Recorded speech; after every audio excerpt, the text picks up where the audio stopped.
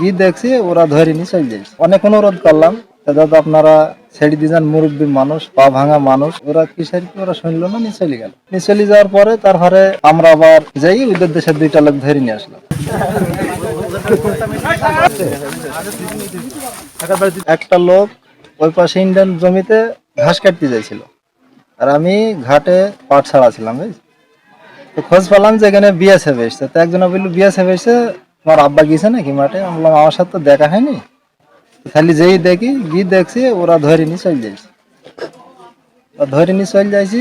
তো ওদের অনেক অনুরোধ করলাম, দাদা আপনারা ছেড়ে দিয়ে যান, মুরব্বী মানুষ, পা ভাঙা মানুষ, চলতে ফিরতে পারে না, ছেড়ে দিয়ে যান।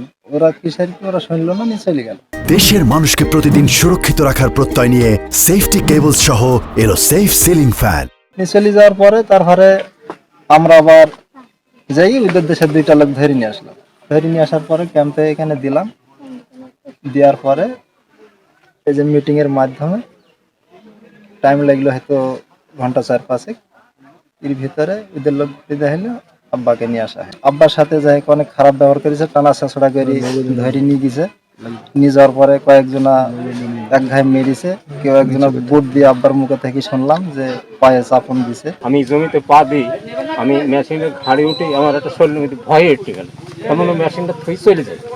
তারপরে যেতে আমি কেবল এটা থুইতে গিয়ে এই মেশিনটা নামাবো এরকম ঘুরে পড়েছে, আর ওনারা একদম হাজির হয়ে গেছে, আর আমি ভয়ে একটা হয়ে গেছি। যার পরে তারপরে আমি বললাম, বাবু আমাকে এখান থেকে নিন না, ছেড়ে দেন। ঘরে যখন ঢোকালু, এদিকে মানে অনলাইন করছিল, তখন এসে একজন এসে এরকম তাকালি, তাকি আমি পা জড় হয়ে বসে আছি, এখানে একটা নাতি দিল, আর এই পায়ের পা দিয়ে ঠেসে এই দিল এইটা।